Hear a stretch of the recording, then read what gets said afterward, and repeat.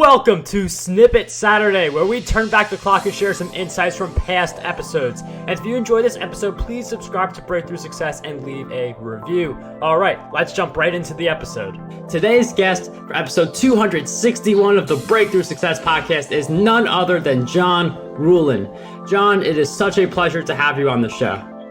Mark, I love your energy, man. I'm honored to be in the 200s on what sounds like an amazing run that you've had, man. Thanks for having me. A lot of times people don't realize they haven't identified. I don't care if you're a solopreneur or whether you're a $1 billion company. Who are the most important? Who are the top 10 or 20% of your relationships that are producing all of your deals, all of your referrals, that are all of your media opportunities? Who are the suppliers that you wouldn't have a business without? People are like, why would you give a gift to your supplier? And I'm like, because I don't have a business without my suppliers. I don't have a business without my product suppliers and my, print suppliers. And people are like, but you're spending millions of dollars with them. And I'm like, yeah, but if they go away, I don't have a business. I'm not going to go make those items. So the who is just as important as the what. You have to identify who you're going to give the gifts to and write them down and have some detailed information on them. One of our core principles is don't take care of who you think is the decision maker, the director of marketing or the CEO. Take care of their inner circle. People are like, what do you mean inner circle? I'm like, the reason the knives work so well and we still sell millions of dollars in knives is that if you take care of somebody's spouse, you take care of somebody's assistant, you take care of somebody's kids or their pets, and make the executive look like the hero to them, you end up getting the executive in the process, and now you have an internal sales advocate. I've literally had clients or prospects that have reached out to me and said, John, I thought your gifting idea was dumb.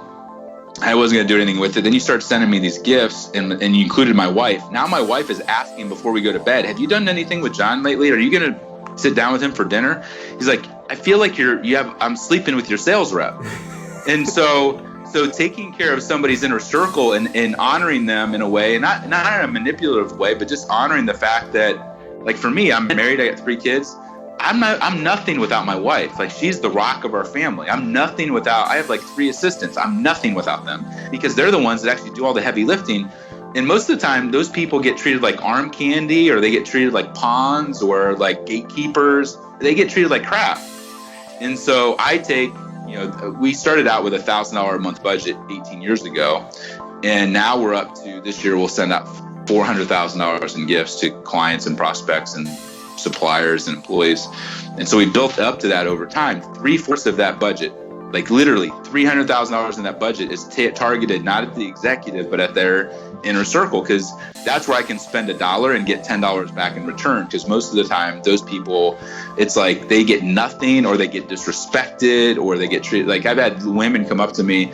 They're like, John, I've been married to so-and-so for 30 years, and they're all blinged out with $500,000 in jewelry. And they're in tears. They're like, John, this is the first time in 30 years anybody ever sent me a gift that had my name spelled right and included me as a human being versus, and so what's interesting is the who you're giving the gift to is way more important. Yes, the knives are amazing, or whatever you're going to send needs to be, world-class and useful and meet all of our criteria.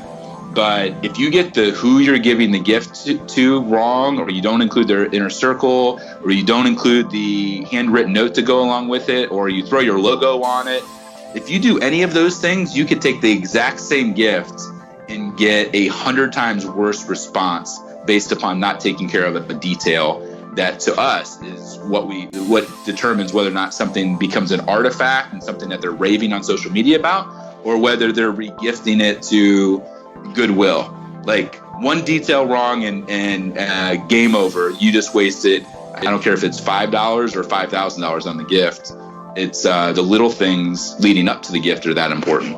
And one of the things that I want to tackle is I understand you're making a very significant amount of revenue. Some people listening to the show right now may only be making maybe $1,000 each month or $5,000 each month. So they may not have as big of a budget when you account for overhead and things like that. So for someone who may feel a little on a shoestring, how can they get into giftology?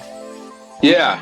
Well, I would say that everything I'm teaching, I didn't raise any outside capital or venture capital or private equity money, or I don't have a ton of debt. I have one business partner. We're a small team. Like I have 10 employees.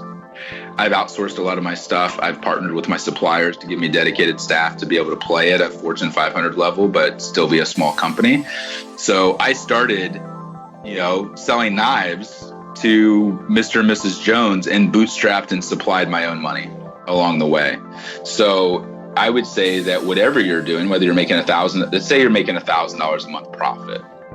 Our rule of thumb is to reinvest 5 to 15% of net profit back into your relationship. So if you're making $1,000 a month, reinvesting $100 to $150 back into the one mentor who believed into you, or to the one client that you did. Maybe you don't even have that. Maybe you can't even reinvest money right now, which I would challenge anybody at any size to say you can't reinvest some money, because if you have beer money and other money to do other things that aren't good for you, then you can always scrape together money. But let's just say you don't. You're taking care of your 37 cousins and sisters and whatever else that you just don't have any money. The handwritten note, taking the time to write the most thoughtful handwritten note and taking that to that mentor, advisor, client, and reading it to them in person, you both will likely cry, and you will deepen that relationship, and they will never throw that note away. I guarantee when they die, it will be in a closet, a drawer, desk drawer somewhere. They will keep that note, and you will have deepened your relationship with that person with gratitude in a tangible way, and your happiness and that person's happiness will have gone up significantly. There's been research, like statistical data research, that's been done on that one act alone. And anybody, even if you don't have to spend $9 on your steel letterhead or anything. Like I started out with $1 business cards early on and bought 100 of them for $100 because I wanted every touch point that I had to try to be as different as possible to communicate that the details of gifting and gratitude matter.